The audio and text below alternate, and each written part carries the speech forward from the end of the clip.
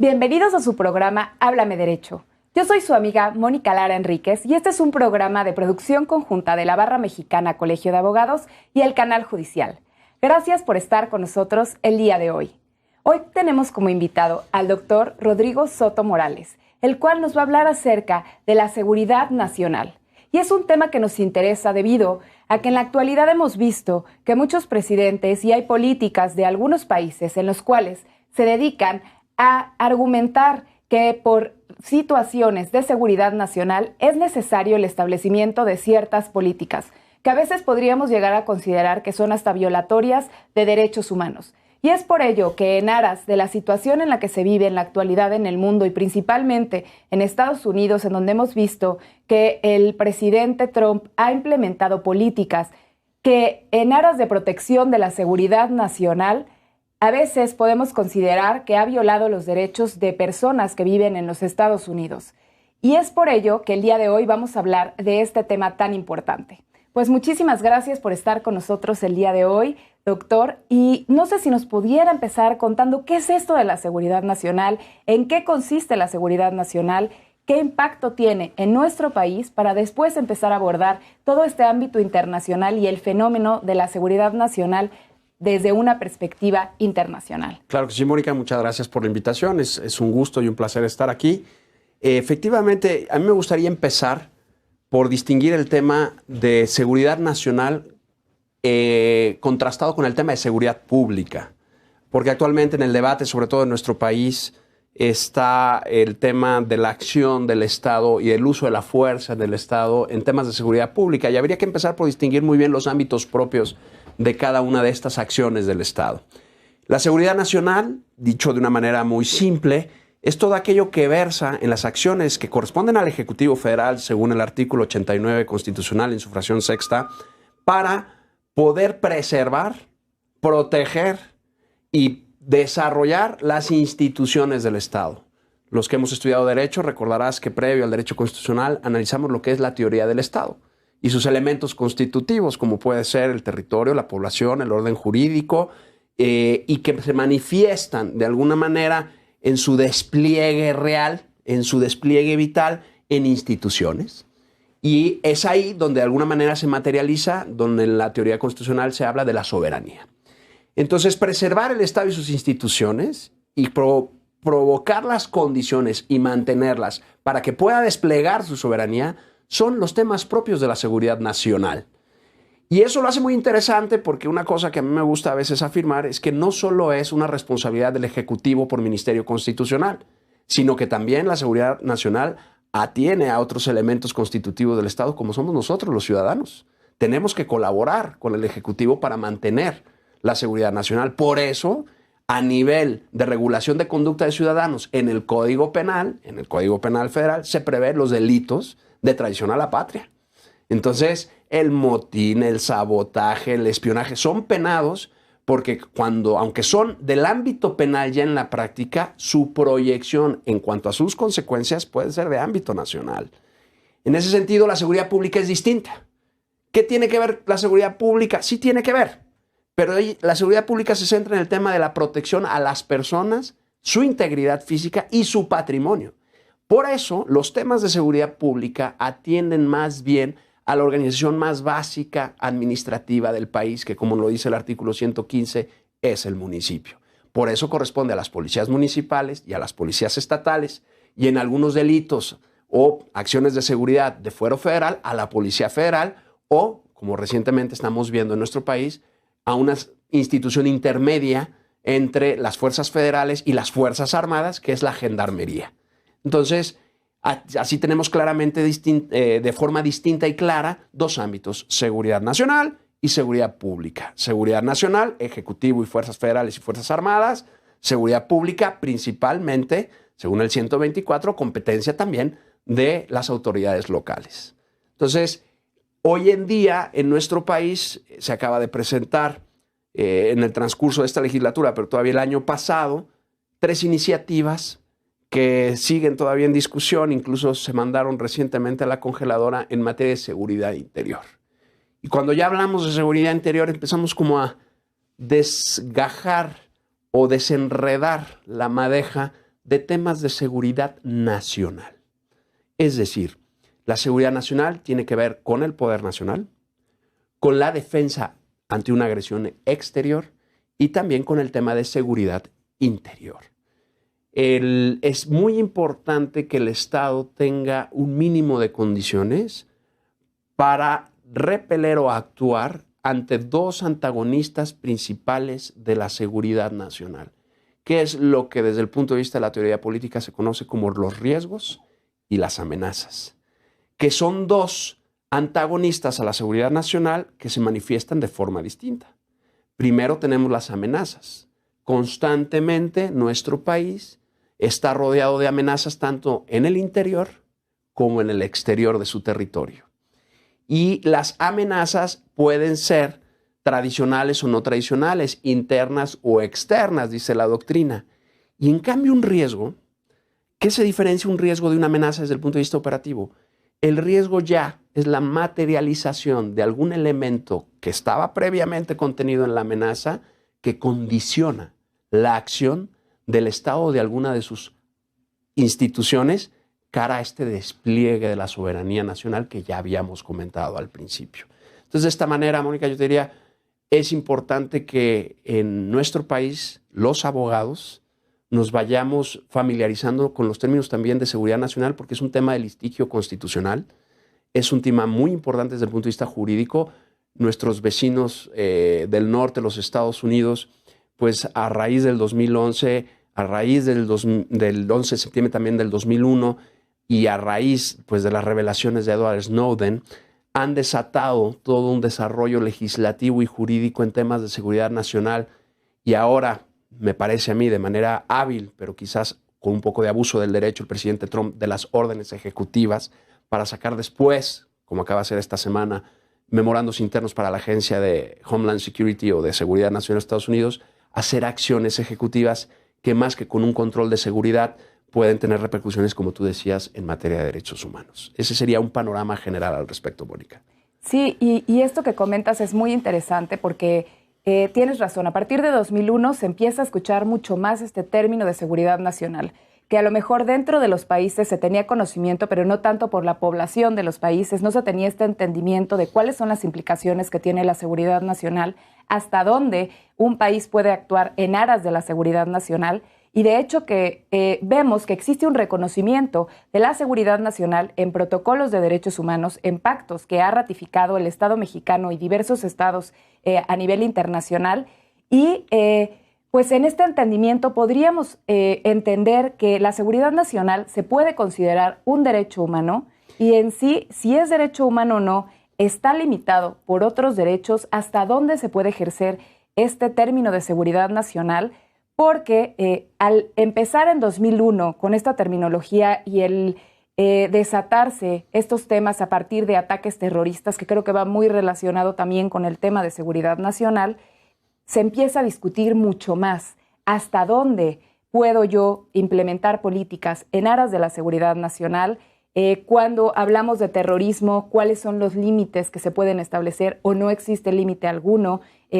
Todo esto creo que se pone mucho más hacia la mesa y el día de hoy pues ya vemos mucho más tangible todas estas políticas de seguridad nacional que no solamente se implementan en Estados Unidos, sino en muchísimos países, ¿no? Sobre todo muchos que han empezado a implementar estas políticas a partir de pues ataques terroristas que han sufrido dentro de su territorio. Así es, Mónica. Yo creo que has tocado o puntualizado temas muy interesantes. Me voy a ir un poquito antes. Cuando yo, y es mi opinión, todavía se está generando un aparato crítico, sustantivo, y yo como abogado pienso que desde el punto de vista del derecho, no se acaba realmente de conocer una materia hasta ver los criterios judiciales. Es decir, hasta que no hay resoluciones en un sentido, y lo que conocemos como una fuente formal de derecho en nuestro sistema, como es la jurisprudencia, no se acaba de redondear el loop del desarrollo crítico, racional y del análisis crítico de una nueva especialidad del derecho, ¿no? A mí a veces me hace un poco de gracia decir que con motivo de las reformas estructurales, pues aparecen muchos colegas que se ostentan como especialistas, cuando todavía no contamos ni siquiera con resoluciones de las controversias que derivan de la implementación de las reformas. Entonces yo sería un poquito más cauto y diría, bueno, somos estudiosos y somos practicantes de la materia y tardará algunos años, en caso de nuestro país, en asentarse. Lo mismo te diría para el tema de seguridad nacional. Creo que el tema de seguridad nacional hay que distinguirlo desde el punto de vista sistemático.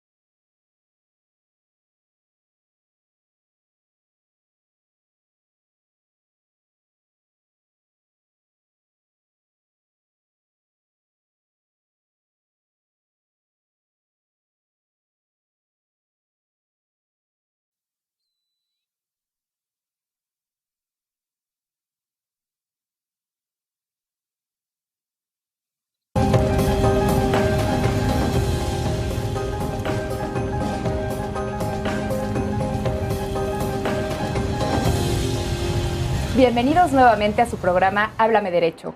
Yo soy su amiga Mónica Lara Enríquez y los invito a que nos sigan en las redes sociales que aparecen en pantalla, así como a mi red social personal en Facebook, Twitter e Instagram. Me encuentran como @MoniLaraen.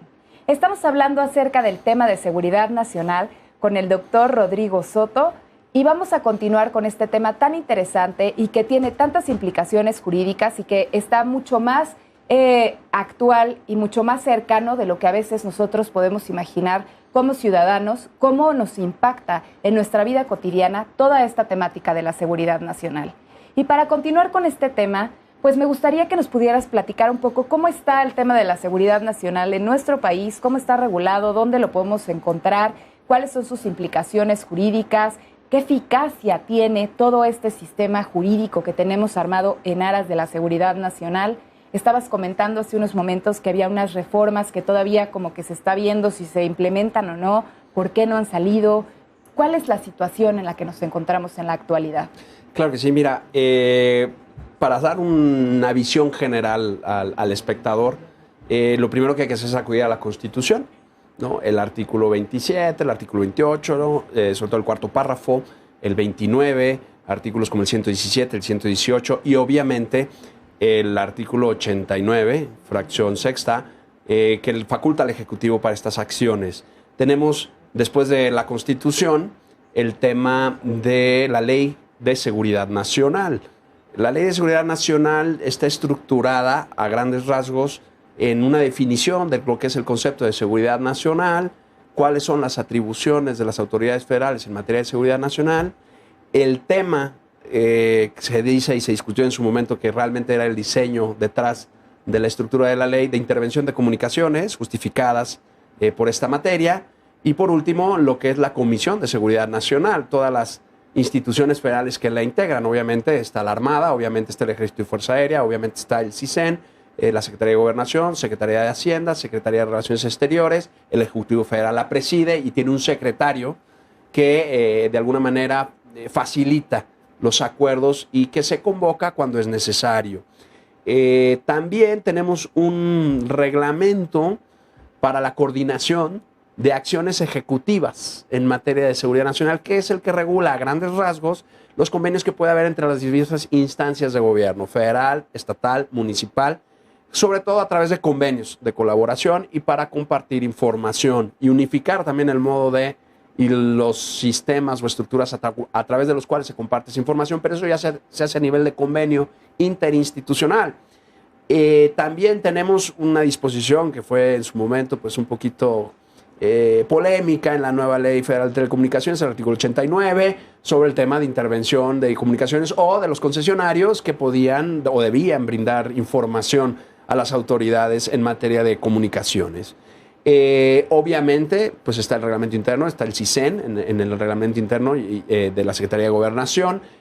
Hay que distinguir dos instituciones, las que son Fuerzas Armadas propiamente, que son la Marina y el Ejército y Fuerza Aérea, que tienen cada una su propia ley orgánica y que ahí define claramente sus funciones. Y por otro lado están las instituciones civiles en materia de seguridad nacional.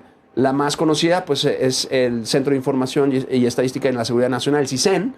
Y obviamente pues está la Policía Federal, como se dice, por la Secretaría de Seguridad Pública, existe una Comisión de Seguridad Pública, una Comisión Nacional de Seguridad Pública paralela a la Comisión Nacional de de Seguridad Nacional, pero con estos ámbitos distintos que ya habíamos especificado, ¿no? Existe una Ley General de Seguridad Pública desde el sexenio del presidente Calderón. Y bueno, hay un sistema de seguridad pública con un secretariado ejecutivo, pero atienden sobre todo los temas de seguridad pública. Eso no es óbice para que colaboren con temas de seguridad nacional cuando sea necesario. Y a este respecto, el marco que está gestándose jurídicamente reglamentario de este tema es esta iniciativa de ley de seguridad interior que está a discusión en el legislativo, tanto en el Senado como en la Cámara de Diputados. Ha habido 3 iniciativas representativas, la del PRI, encabezada por el diputado Camacho Quirós, la del PAN, por el senador Gil Schwartz, y la del PRD, también abanderada por el senador Barbosa. Las tres son coincidentes.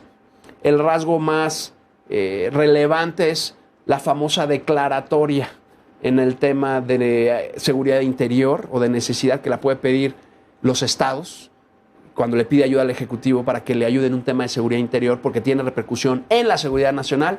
La tiene que pedir el legislativo, dice una iniciativa, y si no está reunido en sesión, pues la puede pedir el Ejecutivo de ese estado. Sin embargo, son iniciativas. También se habla en alguna de estas iniciativas pues, de que se tiene que crear una nueva comisión o un comité, mejor dicho, en materia de seguridad interior. A mí me parece que ya es demasiado engrosar el aparato y que ya se cuenta con el suficiente aparato de administración pública como para poder gestionar la ley como lo hace la iniciativa del PRI. Y el tema también pues, de la progresividad, tiempo, temporalidad de la actuación de las fuerzas federales en temas de seguridad interior. ¿Qué tiene de buenas estas iniciativas en lo general? Pues que están buscando dos cosas: atender una necesidad real, urgente, inminente, y por otro lado que le dota cierta certeza jurídica en su actuar a las Fuerzas Armadas, cuyo diseño, entrenamiento y función no es de seguridad pública. Tenemos ya muchos años con el Ejército en las calles y con la Marina haciendo operativos quirúrgicos, y no es lo ideal, no es un síntoma saludable del Estado. Sin embargo, es una opinión muy personal, en defensa de la Federación, el problema se provoca por pues, la falta de eficacia de las instituciones a nivel local. Hay una deuda muy grande en ese tema de seguridad pública por parte de las policías municipales y las policías estatales. No es ningún secreto que hay muchos municipios y arcas estatales quebradas en nuestro país desde hace varios años, que no hay presupuesto que alcance para dotar a las policías de personal, de controles de confianza, de equipo, de patrullas, de lo que hace falta para cumplir la función de seguridad pública. Y cuando hay esa podedumbre y esa esclerosis de la autoridad para mantener el orden público, y eso se va extendiendo, se va haciendo una epidemia a niveles de que regiones enteras del país están a manos del crimen organizado, eso ya se puede transformar en un tema de seguridad nacional, porque amenaza la existencia de México como federación, porque al no poder subsistir los poderes estatales de una entidad federativa, pues tiene un efecto desintegrador.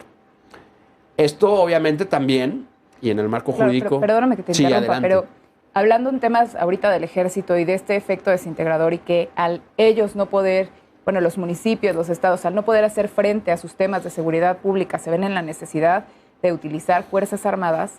También, del otro lado, por parte de las Fuerzas Armadas, el no tener una certeza hasta dónde pueden actuar, hasta dónde no pueden actuar. Hay una queja en donde ellos dicen, bueno, es que no Correcto. Es nuestro papel, no estamos entrenados para hacer temas de seguridad nacional. Correcto. No tenemos protocolos, no tenemos reglas, no sabemos cómo actuar, y eso también genera... pues, digamos, violaciones, no solamente a derechos humanos, violación a la ley, violación a sus derechos como militares, cómo van a ser juzgados cuando cometen una falta, qué es lo que pueden hacer, que no, ellos están obligados a tratar a una persona como si fuera un policía que detiene a un delincuente, o ellos cómo tienen que actuar con las personas que detienen, a quién pueden detener, a quién no, cuáles son estas redadas que luego se han hecho con el narcotráfico, que van a las casas, se mete el ejército, o a veces que los ponen a atender gente, a hacer servicio social a la comunidad, también esa es su función o no. O sea, creo que ahorita el tema del ejército es que lo han como utilizado para en todos lados en donde se requiere algo, ya sea de seguridad nacional, de seguridad pública o de atención a la ciudadanía, el ejército. Correcto. Y entonces ha sido como un remedio muy mediático, pero que no hay una claridad exacta de cuáles son sus funciones o no. Y eso pues genera muchas violaciones en todos los factores en los cuales pues actúan, tanto para los ciudadanos en la ley, como de ellos hacia sus normas, etcétera. No hay como esta certidumbre. Claro.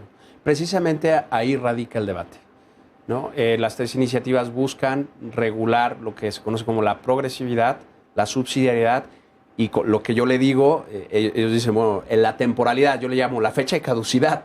Es decir, hasta cuándo, de acuerdo a una solicitud concreta, de acuerdo a una declaratoria solicitada en materia de seguridad interior, de afectación a la seguridad interior es el nombre completo, se va a desplegar el ejército, ¿no? Efectivamente, tienes toda la razón. El ejército está bien entrenado para auxiliar a la población en temas de desastre, en temas de seguridad, sobre todo en vías federales, puertos, aeropuertos. Lo vienen haciendo muy bien desde hace muchos años.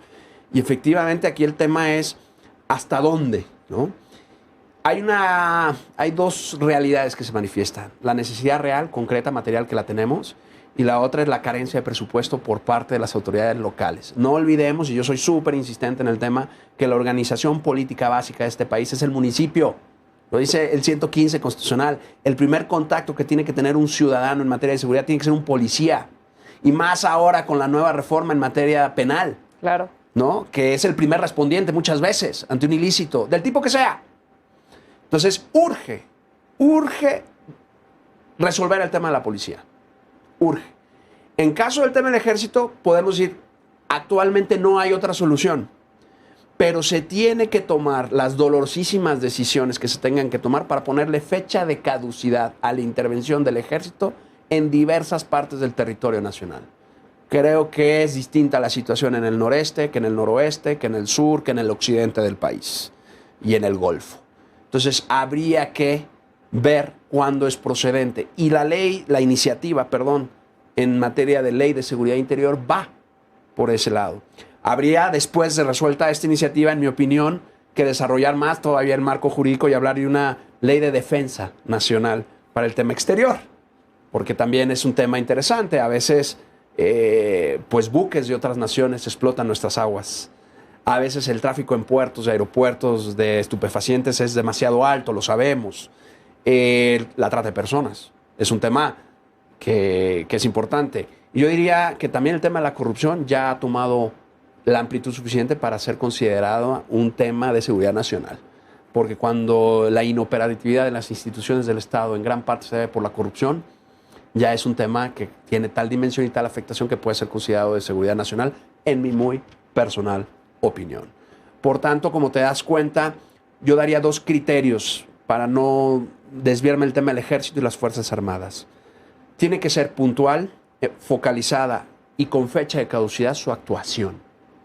Y eso es lo que pretende la iniciativa de ley en materia de seguridad interior que se está discutiendo actualmente.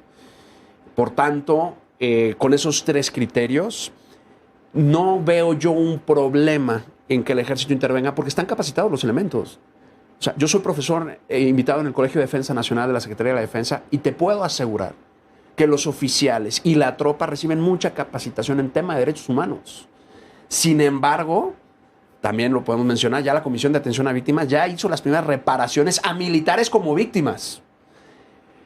Yo sigo cuestionándome la decisión del 2011 de la Suprema Corte de Justicia sobre hacer sujetos del fuero civil a los militares en materia de violaciones a derechos humanos, más que el término de fuero militar, por una sencillísima razón, que el nexo causal de que un militar esté haciendo funciones de policía, no obstante que haya jurisprudencia de la Corte Interamericana de Derechos Humanos en la materia, es la cadena de mando.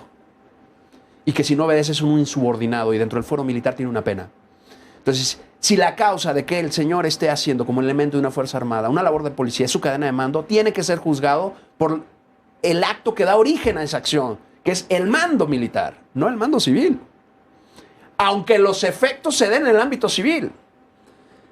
Porque de otra manera, lejos de estar ayudando y respaldando a nuestras Fuerzas Armadas, les vamos poniendo piedritas en el camino. Y creo que desde el punto de vista político eso es peligrosísimo.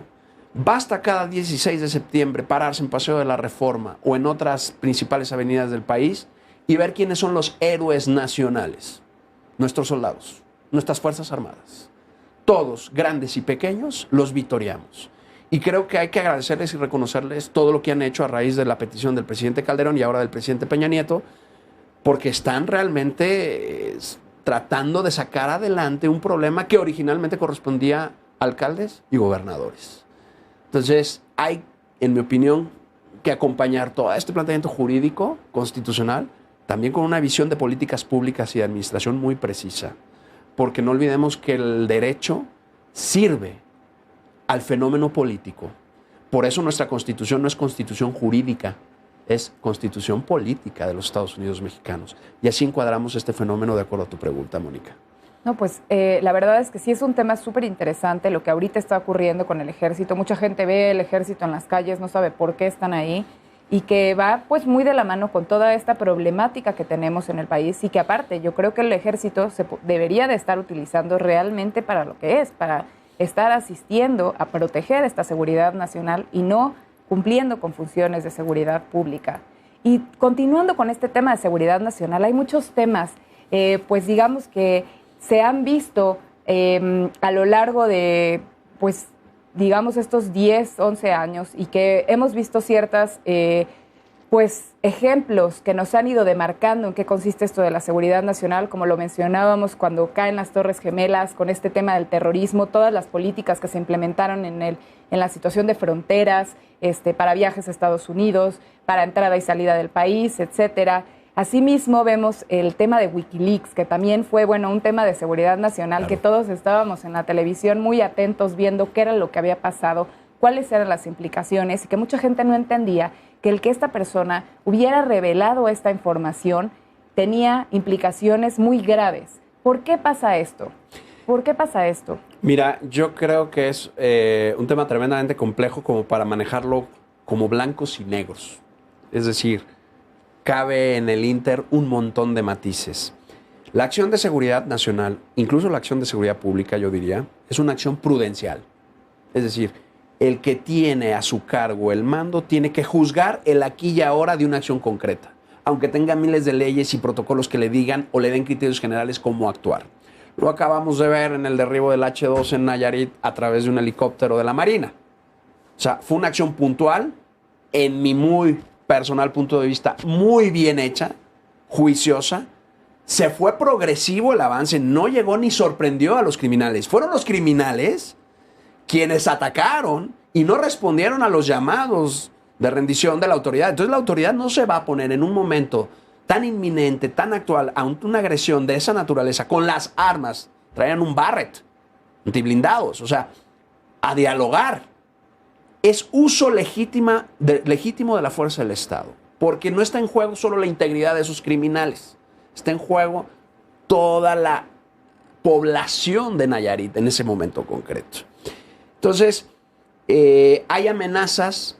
Esto ya estamos hablando dentro de la estructura de la seguridad nacional, de lo que se llama defensa nacional, y luego en el tema de telecomunicaciones que tú apuntas también en lo que sería seguridad exterior. Porque hoy en día el ciberespacio y el tema de la ciberseguridad es un tema que nos expone al exterior, porque estamos usando espacios orbitales, espacios suborbitales, espectros radioeléctricos, espectros de telecomunicación que ya se manejan vía satélite, más allá, vamos a decir, de la atmósfera. Entonces, necesariamente, al proyectarnos en el espacio aéreo cónicamente desde el globo, pues ya estamos en ámbito internacional. Así como hay aguas internacionales en el mar, pues el uso del espacio ultraterrestre es de índole internacional. De hecho, hay una convención de Viena para uso del espacio ultraterrestre pacífico, pero bueno, sabemos que muchos países han colocado satélites militares y se habla ahora, pues incluso de sistemas antimisiles en ese espacio ultraterrestre. Entonces, México no puede estar ajeno a esas amenazas. Tiene que tomar esas decisiones de manera fundada y motivada, legalmente, legítimamente, pero tenemos que ya hacer un cambio cultural. Creo que hemos sufrido unos cambios muy buenos. Bueno, a lo mejor no hay que decir sufrido. Hemos logrado unos cambios muy buenos en materia de justicia penal, en materia de derechos humanos, en materia energética, en materia laboral, en materia de telecomunicaciones. ¿Qué es lo que sigue? Todo ese aparato, ¿cómo aseguramos las instituciones del Estado? ¿Cómo aseguramos nuestros datos personales? En Amazon estaba todo el padrón electoral. Entonces, ciberseguridad es un tema de defensa exterior y también de seguridad interior. Curiosamente, una de las iniciativas así lo refiere. Son temas ambivalentes o multidimensionales, yo diría, donde lo que urge es una coordinación administrativa dentro de un marco legal general. ¿Por qué? Porque, como decía al principio, la acción es política, prudencial. Por eso está a cargo el Ejecutivo. Si le dejamos la acción de seguridad nacional al Legislativo, perdón, tenemos el 29 de la Constitución, sería inoperante, porque de aquí a que se pongan de acuerdo las cámaras, más con la diversidad política que tienen ya nuestras cámaras, y no estoy en contra de los controles parlamentarios o democráticos, porque se habla de controles democráticos o parlamentarios. En temas de seguridad se está diciendo que sea la Cámara la que controle. Pero pues es un órgano colegiado. Y tenemos un órgano colegiado de 500 y de 128. Y cada cabeza es un mundo. ¿Qué va a pasar con la acción prudencial inmediata, inminente? Se va a retrasar. La acción de seguridad tiene que ser una acción de confianza en el Ejecutivo, que después pueda ser juzgada, por si hay daños, por el Poder Judicial. Y es ahí donde, desde el punto de vista jurídico, y por eso agradezco la invitación a un programa de esta naturaleza, necesitamos formar abogados, funcionarios judiciales, secretarios de acuerdo, de estudio y cuenta en esta materia. Actualmente existen 2 juzgados de distrito especializados en materia de seguridad nacional, pero necesitaríamos más, por cada circunscripción, por cada circuito. Y capacitar al personal judicial en la judicatura, tanto federal como local, para poder juzgar a toro pasado y que haya las reparaciones de daño que tenga que haber, pero no olvidemos, siempre partiendo del principio que primero está el bien general antes que el particular. Entonces, desde ese sentido, sí estamos ante ya, no diría ya el nacimiento, sino ante el desarrollo de una nueva rama del derecho, que es el derecho a la seguridad nacional, precisamente por los casos que mencionas. Edward Snowden, el más reciente, que es un personaje muy contestado. Hay quienes, desde el punto de vista constitucional, jurídico, formal, decimos, sin ninguna duda es un traidor a la patria y debe ser juzgado y condenado a lo que proceda. Por otro lado, desveló abusos políticos de un poder de un país concreto que violó la soberanía de otros países. Y eso ya es un juicio más que jurídico, de tipo político, de relaciones internacionales. Y sabemos que aunque el derecho internacional es operativo, pues en materia de derecho internacional público, pues muchas resoluciones de los organismos internacionales no son vinculantes todavía. Y que realmente desde el punto de vista real, material, lo que tenemos son acuerdos de naturaleza política. Por eso, pues muchas potencias ahora se están rearmando. Muchas potencias como Japón han modificado su constitución para poder tener efectivos de sus ejércitos fuera de su territorio.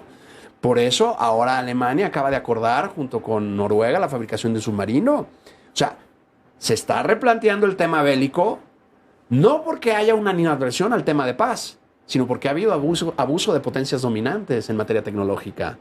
No podemos ser tan ingenuos, porque el que no es legítimo defender su Estado, tampoco es legítimo de gobernarlo. Ese es un principio básico de teoría política. Entonces México, dentro de la medida de nuestras capacidades, con nuestras alianzas, con nuestros países amigos, tenemos que tener el marco regulatorio y tener las acciones para poder desempeñar las capacidades que convengan a nuestros intereses nacionales y proteger así al Estado mexicano. No, pues la realidad es que es un tema súper interesante, pero vamos a una pausa, no se vayan, estamos en Háblame Derecho y ahorita regresamos. Gracias.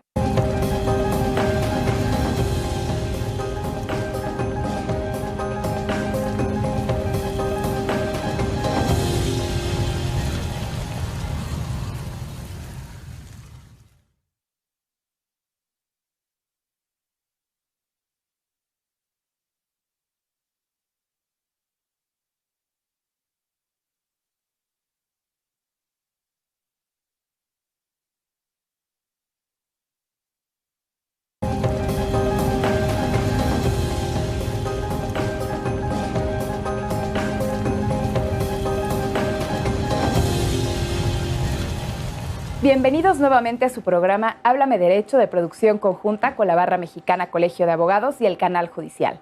Yo soy su amiga Mónica Lara Enríquez y gracias por seguir con nosotros. Les invito a que no se les olvide seguirnos en las redes sociales que aparecen en pantalla, así como en mi red social personal en Facebook, Twitter e Instagram. Me encuentran como @MoniLaraen.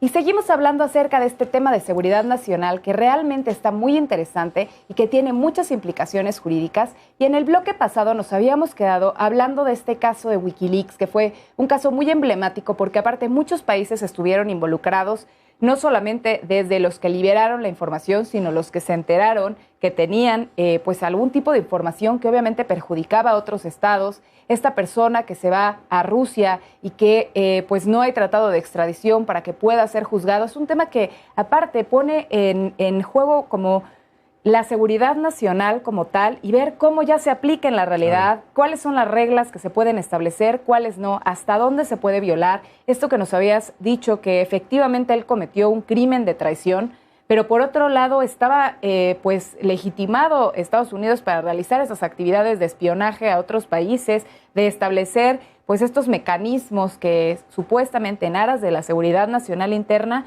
no quedaba tan en claro si había violado seguridad exterior con otros países, tratados internacionales, convenios políticos, etcétera. Entonces, ¿qué pasa cuando se incurren estas situaciones de espionaje? ¿Es legítimo espiar, no espiar? ¿Cuáles son las determinaciones que se toman? ¿Cuáles son las implicaciones en temas de seguridad nacional cuando se está incurriendo en espionaje? Claro, mira, yo como abogado partiría del planteamiento de decir, desde el punto de vista jurídico, en el ámbito del derecho internacional público, hay dos caminos, el bilateralismo y el multilateralismo. Es decir, un Estado, tenemos la Convención de Viena sobre el Derecho de los Tratados, en nuestro caso tenemos la Ley sobre celebración de tratados, en el caso mexicano, que regulan esas acciones para, yo voy con otro Estado, Estado A va con Estado B, y en materia de seguridad celebramos un convenio bilateral. Incluso puede haber memorandos, que es una práctica ahora muy común, memorandos de entendimiento entre gobiernos y convenios bilaterales, donde puede haber colaboración, sobre todo para compartir información, pero también en un marco de respeto a la soberanía de cada uno. Una de las cosas que ha salido ahora con motivo de la promesa del presidente Trump de construir un muro en la frontera con México es decir, bueno, y también que se pare el tráfico de armas o el ingreso de agentes armados por parte de los Estados Unidos en el territorio nacional, que es inconstitucional. Mucho más el envío de tropas extranjeras en nuestro territorio, ¿no? Es todavía más inconstitucional, ¿no? Entonces, si tenemos el bilateralismo y el multilateralismo, ese es el camino. El multilateralismo es varios estados concurren con un mismo objetivo. El caso más clásico actualmente es la Organización de las Naciones Unidas, que después, en sus diversos organismos, va celebrando distintos tratados o va proponiendo leyes modelos, como es el caso de UNIDROIT, UNCITRAL. En el ámbito de mi práctica profesional, la Organización de la Aviación Civil Internacional, que trabaja muy bien el caso del Convenio de Chicago. Yo digo que opera muy bien en la aviación el multilateralismo y el bilateralismo, pues porque hay dinero de por medio, hay negocio. En materia aeronáutica, pues hay muchos acuerdos, hay mucha reciprocidad para rutas, permisos, libertades del aire, etcétera. Entonces, lo mismo se puede y se debe hacer y se hace en materia de seguridad nacional o de seguridad global o exterior entre países. Actualmente se conocen en la práctica bloques regionales de defensa y seguridad. Uno muy conocido es la OTAN, ¿no? La Organización de Tratado para el Atlántico Norte, donde los países no solo convienen acciones, sino que ponen elementos y efectivos. México ya ha participado con elementos en años muy recientes apenas, 2 o 3 años, en operaciones de paz de los cascos azules de la Organización de Naciones Unidas. Entonces, ese es el camino jurídicamente viable. Ahora bien, cuando hay una acción fuera de ese marco, por parte de un agente de un Estado o de un Estado a través de sus instituciones constitucionales, en concreto el tema del espionaje, pues claramente va en contra de la Carta de San Francisco de Naciones Unidas, ¿no? La proscripción del uso de la fuerza y el respeto a la soberanía de cada quien. Y pues desde ese punto de vista, el espionaje jurídicamente nunca podrá ser legítimo ni justificado. Ahora bien, yo distinguí al principio del programa las necesidades políticas y luego pues las cuestiones jurídicas. Estos temas ponen en evidencia la naturaleza subsidiaria del derecho, al menos yo así lo llamo, ¿no?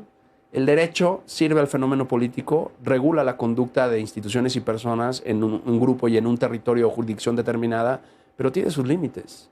Encorseta ciertas realidades, sistematiza ciertas acciones y conceptos, pero luego la política se revela, como es en el caso del espionaje, con necesidades puntuales y prudenciales que no pueden ser legitimadas jurídicamente, pero que son necesarias.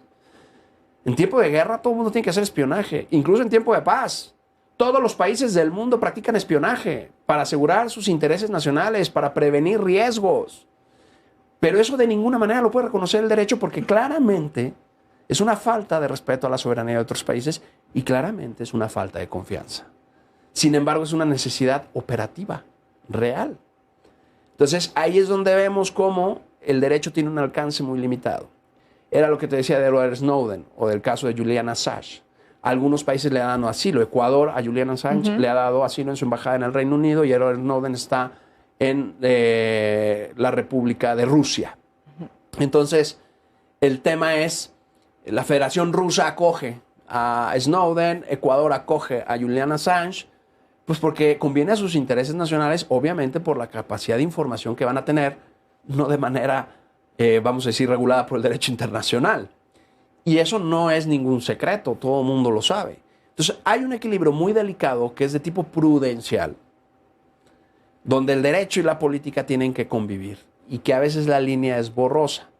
Yo les suelo decir a mis alumnos en la facultad que me gusta mucho cómo la carrera de derecho o de leyes se le denomina en Italia. No se llama diritto o no se dice leggi en italiano, se dice jurisprudenza. Es decir, el fenómeno de hacer justicia a nivel personas e instituciones requiere de la prudencia, que es una virtud intelectual, de discernimiento. De hecho, cuando uno va en Roma por el puente del río Tíber frente a la Corte de Casación, lo que tiene enfrente de la fachada es una auriga, es decir, un carruaje romano antiguo donde va tirado por varios caballos, que son otras virtudes capitales, pero quien lleva las riendas es la prudencia.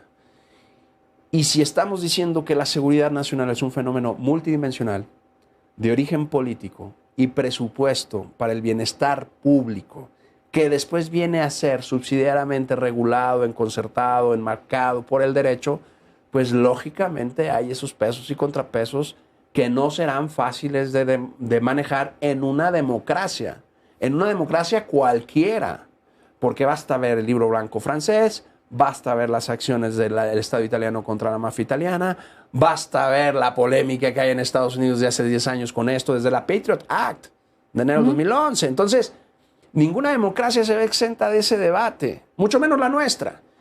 Cuando yo leo en las iniciativas de las leyes que quieras, controles democráticos, digo, pues sí, soy un demócrata, pero antes hay que ser estadistas. Y cuando a alguien le ha salido bien una decisión desde el punto de vista de gobierno, muy dura, muy difícil, pero ha sido acertada, no se le ha dicho demócrata, se le ha dicho estadista, como lo fueron Churchill, De Gaulle, Truman y Roosevelt en la Segunda Guerra Mundial. Entonces, es un tema muy delicado donde conjugan derecho y política, y que los abogados que nos estamos dedicando a este tema, pues tenemos que contar también con una formación política que acompañe a la técnica jurídica, porque de otra manera las resoluciones no serán acertadas. Sopesar el fenómeno de seguridad, sea en ámbito nacional